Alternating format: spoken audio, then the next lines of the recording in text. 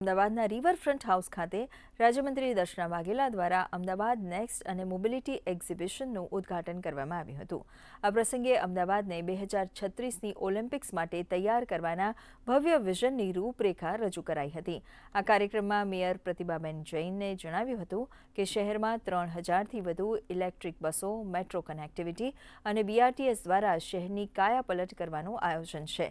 ઉલ્લેખનીય છે કે સરકાર દ્વારા નેટ ઝીરો કાર્બન ઉત્સર્જન લક્ષ્યાંક સાથે ઇલેક્ટ્રિક વ્હીકલ ટેક્સમાં 100% મુક્તિ આપવામાં આવી છે.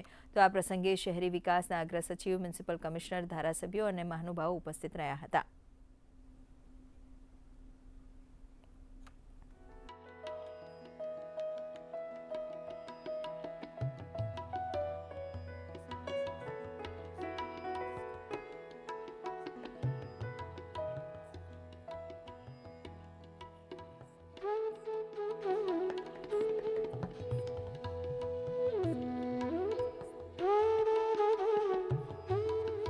આપણે સૌ જાણીએ છીએ પ્રમાણે અમદાવાદમાં AMTS, BRTS અને હવે મેટ્રો, પરંતુ અમદાવાદમાં જે ટ્રાફિકનું ભારણ થાય છે એના કારણે અમે સરકારમાં અને કોર્પોરેશન સાથે રહી અને એક પ્રોજેક્ટ નક્કી કર્યો છે કે અમદાવાદના પૂરા રિંગ રોડ પર એક જે બહારથી હેવી વ્હીકલો આવે છે, ST બસ હોય અથવા તો લક્ઝરી હોય, એ વ્હીકલો ત્યાં જ સ્ટોપ થાય અને ત્યાંથી આપણા જે BRTS અથવા તો AMTS અથવા તો મેટ્રો કનેક્ટિવિટી આપી અને અંદર શહેરમાં એ વાહનો ના પ્રવેશે અને ટ્રાફિક હળવો થાય, એના માટેનો અમારો પ્રયત્ન છે. હું લોકોને અપીલ કરું છું કે આપણે બધા BRTS અને મેટ્રોનો મેક્સિમમ ઉપયોગ કરીએ તો અમદાવાદના ટ્રાફિકને આપણે હળવો કરી શકીશું.